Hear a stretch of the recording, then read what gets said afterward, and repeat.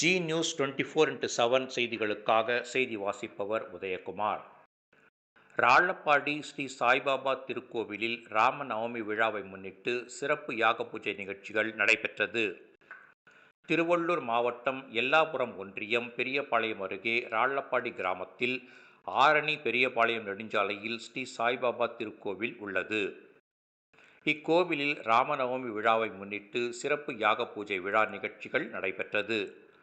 இதை முன்னிட்டு இன்று காலை பக்தர்கள் தங்களது கைகளால் மூலவர் சாய்பாபாவின் திருவுருவ சிலைக்கு பால் ஊற்றி அபிஷேகம் செய்தனர்.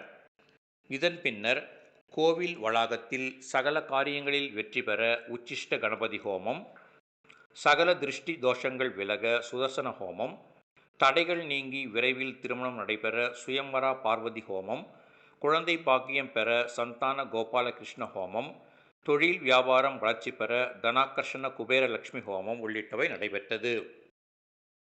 இதன் பின்னர் மகா பூர்ணாஹூதி நடைபெற்றது.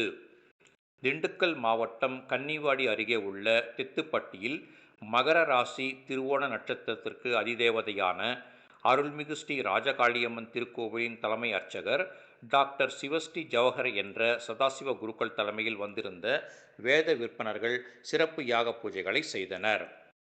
தனாகர்ஷண குபேரலட்சுமி ஹோமத்தில் கட்டணம் செலுத்தி கலந்து கொண்ட பக்தர்களுக்கு பூஜிக்கப்பட்ட குபேர எந்திரம் வழங்கப்பட்டது. இதன் பின்னர் புனித நீர் அடங்கிய கலசங்களை மங்கள வாத்தியம் முழங்க பிரகார புறப்பாடு வரும் நிகழ்ச்சி நடைபெற்றது. மதியம் 12 மணிக்கு உச்சிகால பூஜையுடன் கலசங்களில் கொண்டு வரப்பட்ட புனித நீரை மூலவர் சாய்பாபாவிற்கு அபிஷேகம் செய்தனர். இதன் பின்னர் மூலவருக்கு மலர்களால் சிறப்பு அலங்காரம் செய்தனர். இதனைத் தொடர்ந்து மகா தீபாராதனை எனப்படும் மத்தியான ஆரத்தி காண்பிக்கப்பட்டது.